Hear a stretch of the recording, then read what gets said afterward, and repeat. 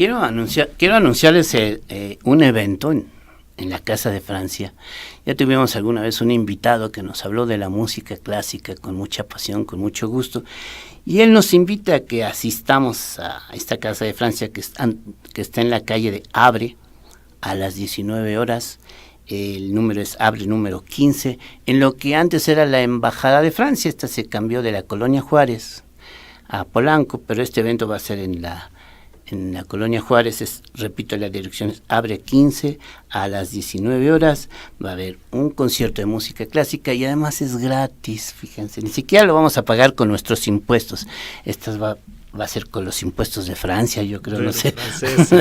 Pero vale la pena que escuchemos música de calidad, música mal llamada culta, creo, porque toda la música es cultura, pero una música que sí exige mayor disciplina, mayor entendimiento y más estudios. Y esta va a estar, repito, en la Casa de Francia, Abre número 15, el día miércoles a las 19 horas. Ojalá asistan, vale la pena.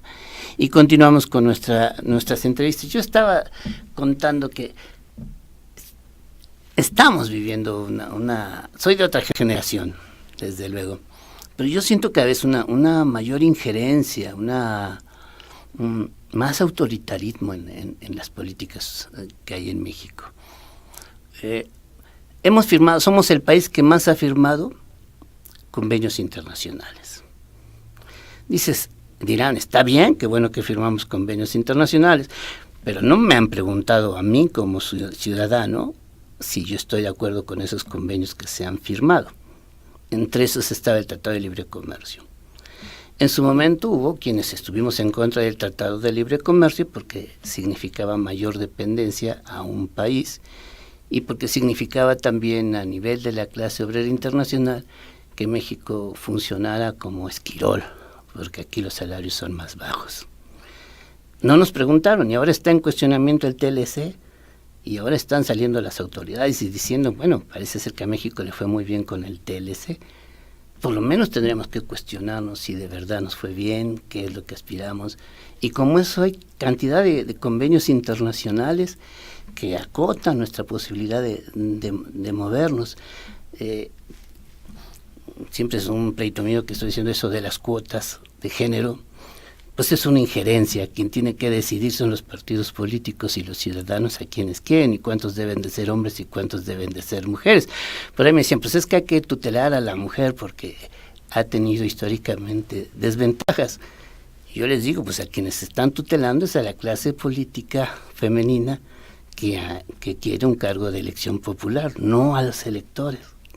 Los electores deben tener la libertad y si un partido postula 90% de hombres y 10% de mujeres, por decirte algo, o al revés, pues son los ciudadanos los que te deben decir estás mal, no la ley, no el INE, no el Instituto Electoral. Creo que estamos viviendo un momento de mucha injerencia. Fíjate que a mí me viene en memoria cuando estábamos pensando en el Partido Comunista, y si ganaban los comunistas, el Estado se iba a meter en todo, el Estado te iba a revisar toda tu vida, te iban a uniformar, y eso es curiosamente lo que a veces siento. Por todos lados son cámaras, por todos lados son cada mall que le llaman ahora, cada centro comercial es muy parecido uno al otro, las mismas empresas, etcétera. E insisto, siento que de repente se meten demasiado con la vida de la gente, ¿no? De los electores. Te voy a dar otro ejemplo.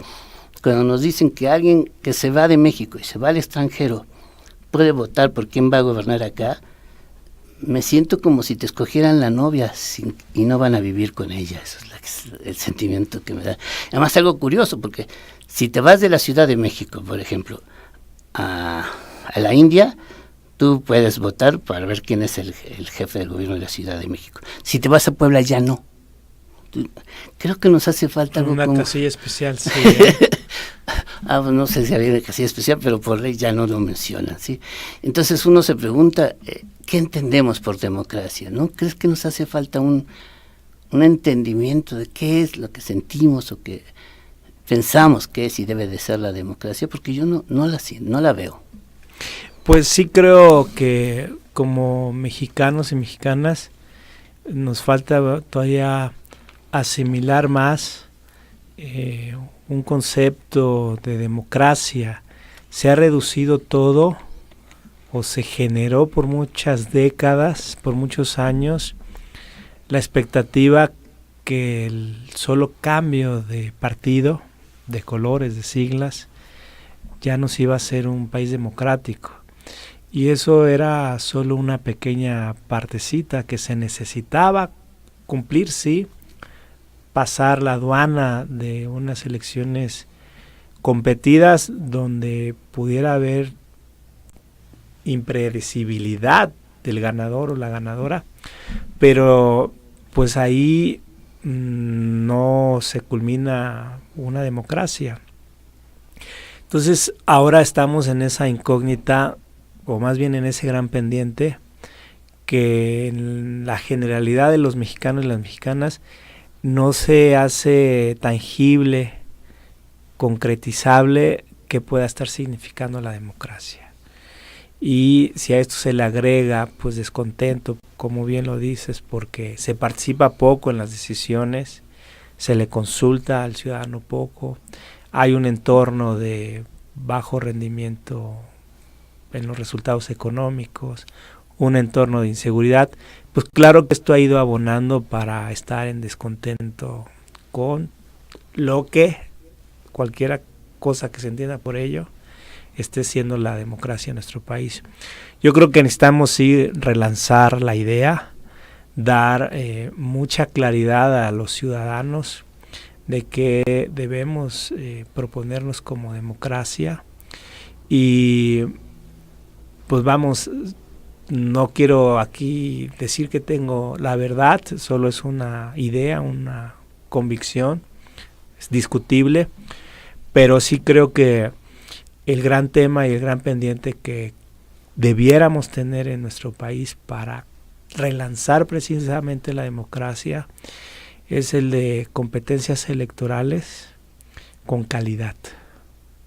Ya no solo que haya competencias electorales, porque eso no sucedía, sino que haya competencias electorales con calidad. ¿A qué me refiero, René? Pues a que realmente se discutan más las propuestas, la confrontación de políticas públicas, que vayamos prescindiendo de pues frases, eslogans, promos, mercadotecnia, y le metamos más sustancia a la competencia. Y en esa medida pues ir eliminando un problema que yo sí detecto y veo como muy preocupante, porque es como un cáncer precisamente en nuestra incipiente democracia, que es la compra y coacción del voto. Es decir, en la medida en que tengamos un voto más informado, más libre, le estaremos dando más calidad a la competencia electoral. Yo creo que ese es el gran propósito que deberíamos proponernos como mexicanos, sin demérito, por supuesto, de abrazar fuertemente la bandera del Estado de Derecho. Somos un país con instituciones muy precarias, lamentablemente. Hay una subcultura de la ilegalidad muy penetrada en la sociedad. Y también pues abrazar la cultura de los derechos humanos. Yo creo que esa bandera también debiera caracterizarnos como sociedad en el siglo XXI, y mira que ya está corriendo bastante el siglo XXI, así como en el siglo XX pues la gran idea que unía a los mexicanos pues era la revolución, ¿no? Todo se explicaba por la revolución, y en el siglo antepasado pues la construcción de un Estado-nación. Yo creo que esas ideas fuerza están totalmente superadas. La idea fuerza que debiera unirnos a los mexicanos: derechos humanos, una democracia de calidad, con competencia electoral de calidad, y pues un país más de leyes, de respeto a la ley. Pues sí, no hay democracia si no podemos ratificar o rectificar los partidos políticos que están actuando, quienes están en el gobierno. Y eso a veces se siente difícil. Si quisiéramos cambiar el sistema, no digo revolución, no sé por qué la gente piensa revolución como balazos, cuando revolución es cambiar las cosas, ¿no? si quisiéramos hacer un cambio de fondo, un cambio profundo, de repente nos encontramos que no hay en la boleta electoral esa posibilidad. Todo está tan, ¿cómo diría? Está normado en un espacio que dices, pues, no veo por dónde, ¿no? Eso es lo que muchos creo que sentimos. Cuando me hablas tú de los derechos humanos, yo te explicaba cuando fui en el corte, cuando salieron los derechos humanos eran contra la autoridad. De alguna forma diríamos contra el Estado. Uh-huh. Y así como mencionamos, pues tenemos que actuar como Estado de Derecho, también tenemos derecho al Estado. No al Estado antidemocrático, no al Estado autoritario, pero sí, yo entiendo que Estado es territorio, sociedad y gobierno, y son de las cosas en las que sí coincido con nuestra Constitución.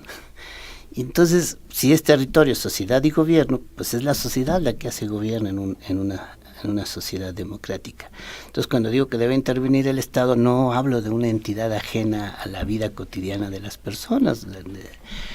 Y sí nos encontrábamos con que a menos Estado, más violencia, por ejemplo. Es como un fenómeno que se da. Digo, no quiero decir como se ponían los gobiernos militares de que la solución es la fuerza, pero cuando estábamos viendo que el delincuente tiene ametralladora y el policía tiene pistola, y el policía tiene que pensar en los derechos humanos del que tiene la ametralladora, y el que tiene la ametralladora no tiene ningún interés por los derechos humanos del que tiene la pistola, pues estamos en un conflicto, ¿no? Porque después surgieron ya los llamados derechos humanos sociales, y es aquí cuando nos preguntamos cuál es el México que deseamos con el salario mínimo es de 88 pesos. Sí, es verdad que hay procesos. Me gustó, en España leí un letrero que decía, hagamos de nuestra Constitución una poesía, un poema, perdón. Pero ¿quién lo recita? Si no sé si le falta respeto a la Constitución. Tú dime, ¿qué crees que es lo que nos está faltando? Yo creo que decías algo interesante al principio, René. Ves la boleta y no distingues mucha diferencia.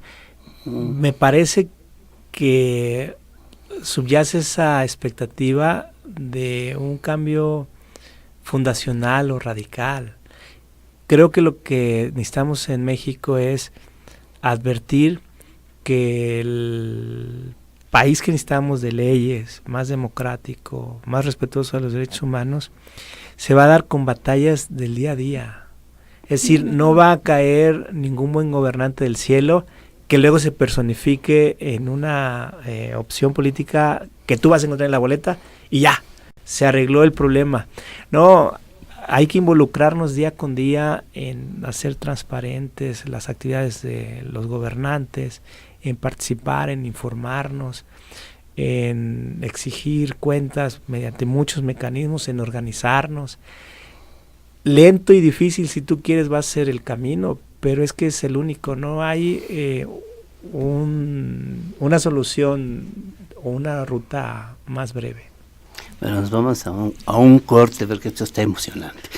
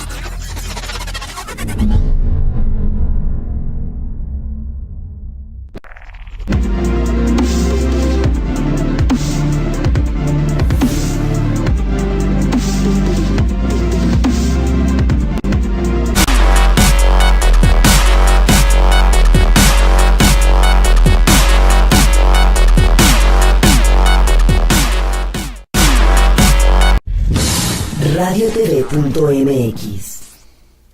Insisto, yo estoy de acuerdo con que tenemos que ir evolucionando, que tenemos que ir armando y tenemos que tener paciencia. Eso estoy totalmente. Pero lo que sucede también con los partidos políticos es que ya no encuentras un modelo teórico. Que bueno, es que tal, piensa así. No voy a juzgar a los partidos a todos, pero tienes un modelo con el que podrás estar de acuerdo o no estar de acuerdo, pero hay una propuesta política, un proyecto nacional, y eso es lo que no se ve. Yo creo que sí nos falta. Me gustó alguna vez, hiciste tú unas conferencias en la universidad para que pudiéramos hablar en serio, hacer nuestro diagnóstico. ¿Qué tanto más tenemos que hacer esto?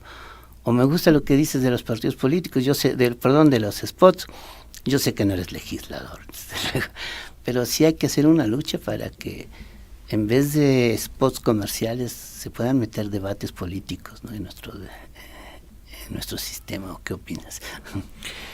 Pues creo que estamos en un momento interesante porque pues es cierto que los partidos ya no se aprecia pues una base amplia, sólida, ideológica.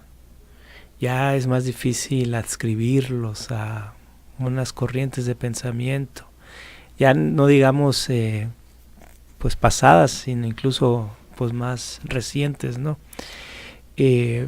Pero yo te preguntaría, René, y aunque sí, eso cambiaría las cosas, la mayor participación o involucramiento de la sociedad con los partidos, o se acortaría ese distanciamiento. Yo creo que no, por mucho que los partidos retomaran, pongamos en ese supuesto, lo que hacían hace muchos años, décadas muy atrás, adscribirse a corrientes ideológicas, aunque hicieran eso, no creo que cambiaran mucho las cosas como están hoy por hoy. Creo que habría que mirar qué es lo que está pasando, por ejemplo, con los jóvenes. Yo estoy convencidísimo, y ahora un poco lo vi a propósito de los sismos, sobre todo el del 19 de septiembre en Ciudad de México. Los jóvenes sí quieren participar, sí quieren hacer política, sí quieren involucrarse en la cosa pública, en el prójimo y en el espacio público. Si no, no hubieran salido. En verdad fue admirable que salieran a ayudar desinteresadamente y a organizarse. Lo que creo es que ahora la forma que viene para hacer política de las nuevas generaciones es proponerse cosas muy concretas, hacer política de las cosas concretas, ya no porque pertenecen a una gran causa o se inscriben en una gran ideología omniabarcadora. Quieren ver que lo que hacen se hace porque lo hicieron en parte, porque participaron. Esa es la política en la que yo creo que habrá que construir a futuro en nuestro país, tipo rescatar un lago, rescatar un río, rescatar un parque, rescatar unos animales, ponerle piso a 2, 3 familias porque viven en tierra, o sea, cosas concretas. Ya no veo mucho que la vía vaya a ser la que describías de refundar, o más bien retomar ese viejo paradigma de qué eran los partidos. No sé, solo el tiempo lo dirá. Sí, bueno, en 1985 esa solidaridad que mencionas fue superior a la que se dio en estos casos, porque igual fue más fuerte todavía el temblor, pero sí había partidos políticos, sí había pensamiento político, y sí había todo ese tipo de situaciones. O sea, lo que pasa es que lo pragmático siempre es a muy corto plazo. Decía una frase que me gusta, dice, si te detienes en lo urgente ya no llegas a lo importante. Y eso es lo que sucede, creo, con el pragmatismo, ¿no?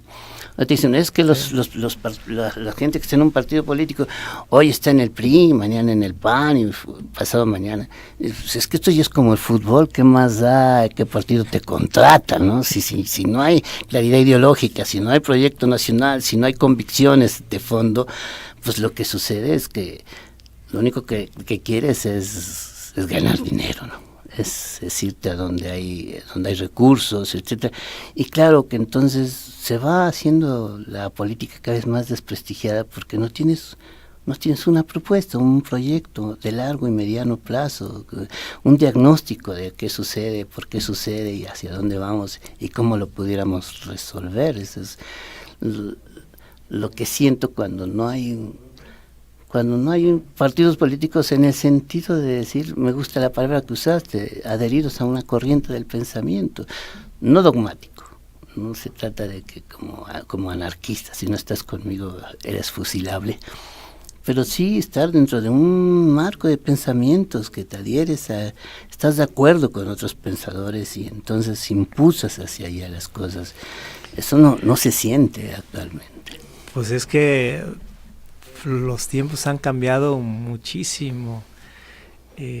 Ya vivimos en un mundo muy acelerado, donde es imposible retener en los jóvenes la atención tanto sobre lo mismo.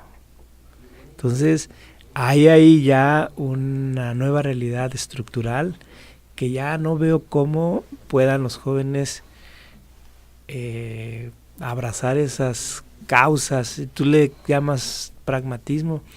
No sé si necesariamente pragmatismo, pero sí creo que ya la forma de hacer política ya no puede ser igual para ellos, para ellas, como se hacía, ya no vayamos muy lejos, pues hace 30, 40 años. No, si el mundo no se repite, de acuerdo, pero lo que estamos viviendo económicamente hablando es el siglo XIX.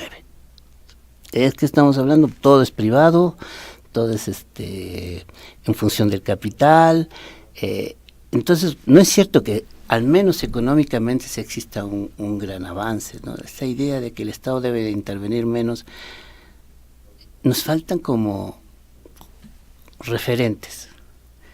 Y si me preguntas cuál es el país que tiene el mejor índice de desarrollo humano, es Noruega.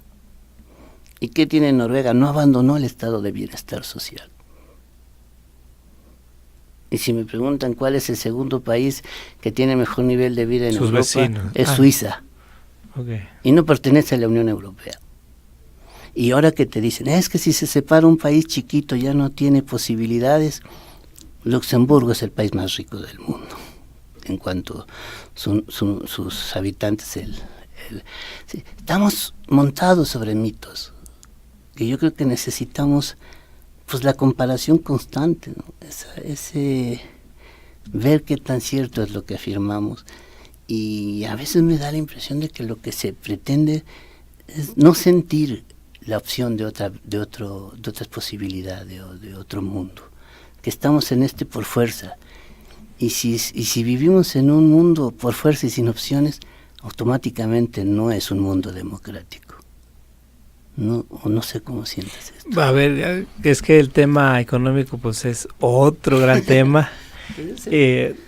Obvio que no puedo estar en desacuerdo, sí creo que llevamos muchos años con un modelo que pues no está o no ha dado los resultados que prometía, y pues sí creo que hay que persistir en cambiarlo, porque solo se ha profundizado la pobreza y la desigualdad en nuestro país.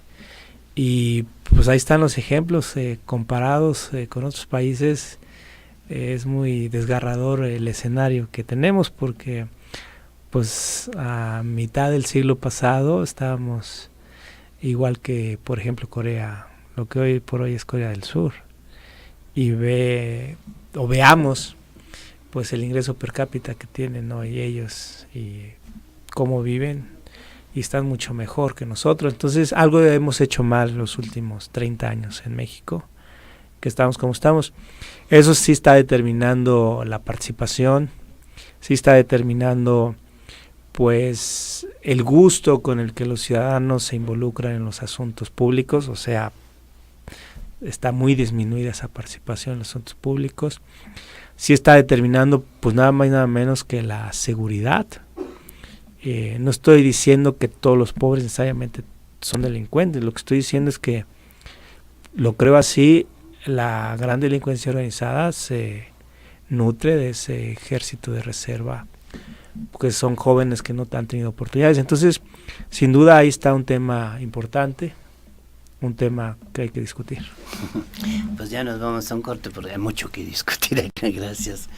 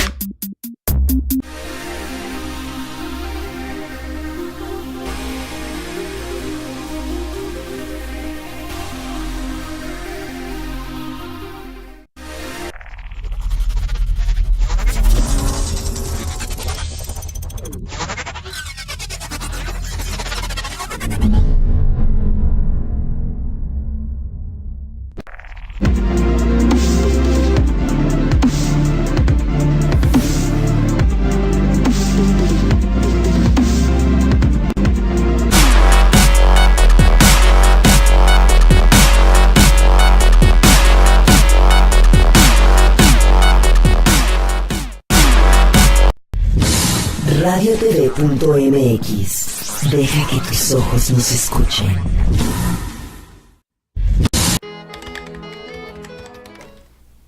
Sí, estábamos mencionando también del problema que hay de el caudillismo, ¿no? En la ausencia, yo creo que tiene su lógica. En la ausencia de un proyecto, yo decía, de un diagnóstico de los problemas, su causa, su origen y cómo los podemos solucionar, nos vamos con una persona. Y si esa persona amanece de mal humor, pobre de nosotros, ¿no? Etcétera. Está ese problema del caudillo. Y los partidos políticos tienen eso también, tienen un personaje que sigue dictando las políticas internas, sigue teniendo una presencia sin que se supere. Tú me decías, pues ahí debe haber más sociedad, estoy de acuerdo, pero ¿cómo hacemos para que haya más sociedad? Pues no sé qué tanto lo que dices aplica para todos los partidos.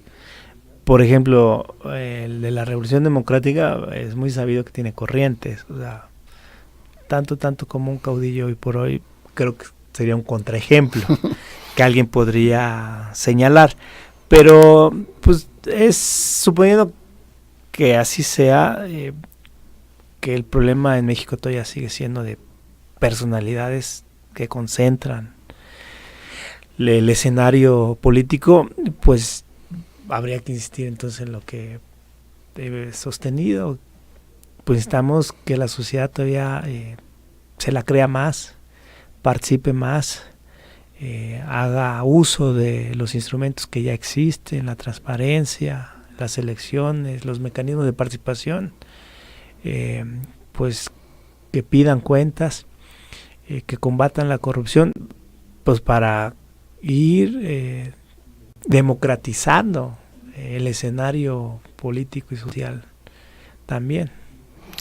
Sí, y tienes razón, pero por ejemplo el mismo caso que me das del PRD,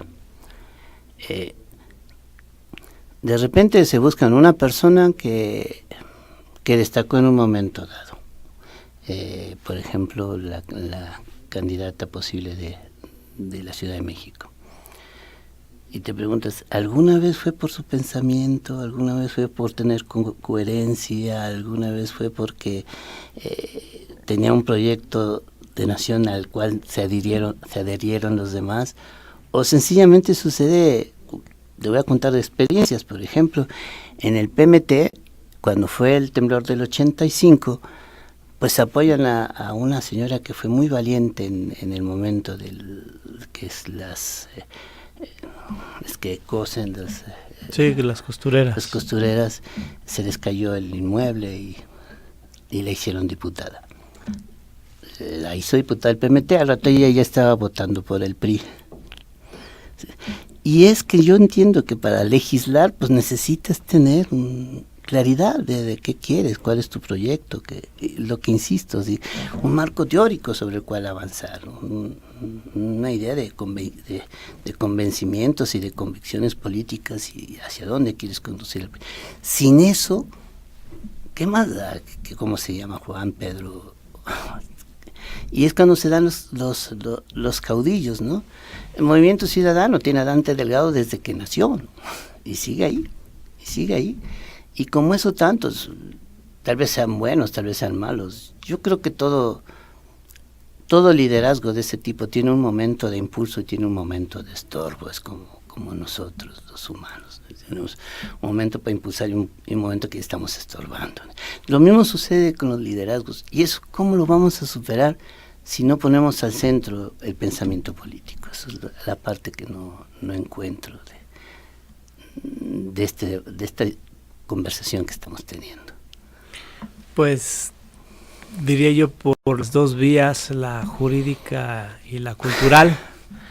Pues la jurídica le corresponderá a los propios militantes de los partidos que crean que sus liderazgos tienen que irse renovando. Ha habido ciertos avances a nivel de la materia o del derecho electoral. Sí se exige una democracia interna de los partidos.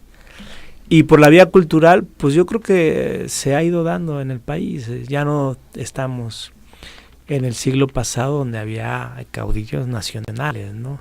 Ahora tú dices, ¿habría caudillos en los partidos? Pues bueno, va disminuyéndose el fenómeno, ¿no? No me gusta compararnos hacia atrás, hay que compararse siempre hacia adelante, pero creo que el proceso cultural sí va dando muestras de ello, que ya estamos en avances significativos. Decía en algún momento de la charla, en algún corte, pues basta ver hoy, por ejemplo, la actitud que ya tienen los jóvenes de cuestionar a los políticos. Hace 20 años eso era inconcebible. Yo trabajé un tiempo en el Senado de la República a principios de la década pasada y pues los asesores veían como semidioses a los senadores. Yo un poco trataba de pues guardar distancia de esa actitud casi de mística de los senadores, pero la gran mayoría de mis compañeros asesores, esa era la actitud, casi bajaban hasta la vista cuando se cruzaban con ellos. Entonces esa actitud ya no la veo en los jóvenes, ya los veo más conscientes del sentido de la igualdad. Bueno, también es que se ha perdido el respeto a los políticos. No es falta de respeto. No, es mira, decían que desmitificarlos. Ya nos queda poco tiempo. Pero decían que antes de Miguel de la Madrid, tú contabas chistes de los presidentes políticos, de los presidentes. Ahora se cuentan anécdotas, ¿no? Se ve, y eso es cosa que tal vez nos está pasando, ya empieza a tomar el papel de viejo, que nos pasa a quienes tenemos esos antecedentes, ¿no? Vas viendo cómo se va perdiendo la calidad intelectual de los que están gobernando. Y claro que sí existía una forma exagerada, también tenían el clásico chiste que el presidente decía ¿qué hora es? Y tú contestabas la hora que usted quiere que sea, señor presidente, ¿no? Eso va cambiando y qué bueno, pero como ya tenemos que hacer un resumen, en resumen, dinos tú, ¿qué es lo que crees que deberíamos hacer en materia cívica para mejorar estas cosas, para que el voto tenga calidad, como tú mismo me lo has dicho?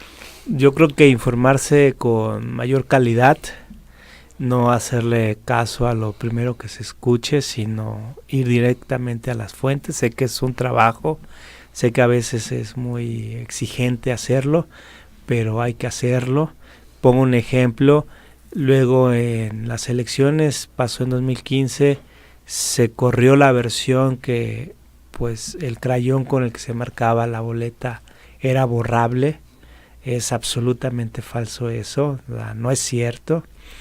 pero hay mexicanas que se lo creen. Entonces necesitamos, y esa es la gran invitación que yo quisiera dejar hoy, a que todos los mexicanos, mexicanas se traten de informar por sí mismos, que se formen un juicio por sí mismos, que sean escépticos de lo que dice el vecino, traten ellos mismos de conocer lo que sucede en realidad en las elecciones y en los asuntos públicos en general.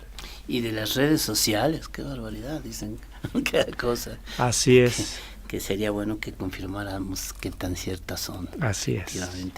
Y pues ya nos tenemos que ir yendo, y yo no anuncié nuestras tazas, que de eso estamos sobreviviendo. Estas tazas que ustedes ven aquí al frente están a la venta en el sótano, que está en Miguel Ángel de Quevedo, y en Coyoacán. ¿Cuál es la dirección?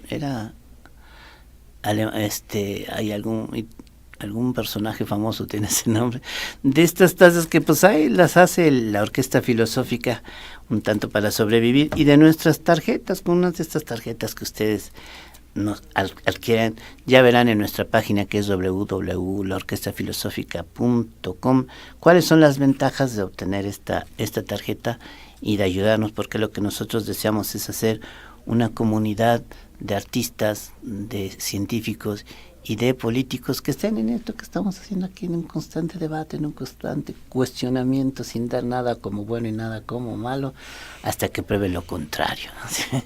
Y estamos...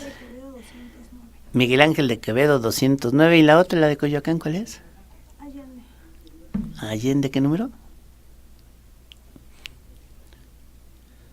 Bueno, ahorita investigamos el número, pero está en Coyoacán, y ahí están estas tazas que yo digo que están bonitas, ¿no? Que son con la imagen de los cuadros de un pintor que ya no está con nosotros, que es Guillermo Scoli, y pensamientos que ponemos